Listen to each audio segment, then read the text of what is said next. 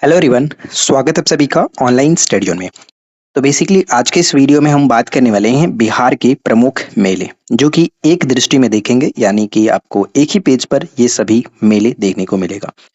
और इन सभी को अच्छे से याद रखिएगा क्योंकि डेफिनेटली यहाँ से क्वेश्चंस पूछे जाते हैं और बहुत इंपॉर्टेंट भी है।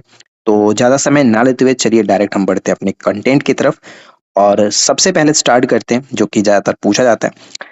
बेसिकली आप जानते हैं सोनपुर का मेला, जिसे हम लोग हरिहर क्षेत्र का मेला के नाम से भी इसको जानते हैं, और ये सारण जिले में लगता है। ठीक है, इसको याद रखिएगा, सारण जिले में ये लगता है। उसके बाद बढ़ते हैं मधुबनी जिले में दो मेले जो कि काफी फेमस है, जैसे कि बिंदेश्वर मेला झांझरपुर में लगता है। मधुबनी के झांझरपुर में बिंदेश्वर मेला लगता है। और एक है सौराठ मेला, मधुबनी में सौराठ मेला। ये दो याद रखेंगे।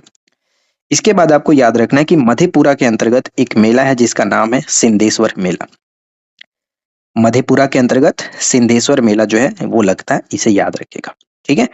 नेक्स्ट आता है खगड़िया के अंतर्गत, हम देखते हैं गोपाष्टमी मेला। गोपाष्टमी मेला कहाँ लगता है पूछा जाए तो आपको बताना है खगड़िया के अंतर्गत ये मेला देखने को मिलता है। और बांका जिले के अंतर्गत हम एक मेले के देखते हैं और उस मेले का नाम है बौसी मेला। ठीक है, बौसी मेला कहाँ लगता है तो ये बांका जिले में लगता है, इसे याद रखेंगे। ठीक है। इसके बाद अगर हम नेक्स्ट पॉइंट पे बढ़े, जो कि हम मुजफ्फरपुर की तरफ बढ़ते हैं, और मुजफ्फरपुर में बेसिकली दो मेले काफी फेमस है। एक है तुर्की मेला और दूसरा है हरदी मेला। ठीक है, तुर्की मेला और हरदी मेला का संबंध मुजफ्फरपुर से, ये आपको याद रख लेना है। किसी भी तरह से याद रखिए, लेकिन याद रखना है क्योंकि डेफिनेटली ये पूछा जा सकता है, इस बार चांसेस है। नेक्स्ट है वैशाली में, जो कि वैशाली महोत्सव, ये तो क्लियर ही है।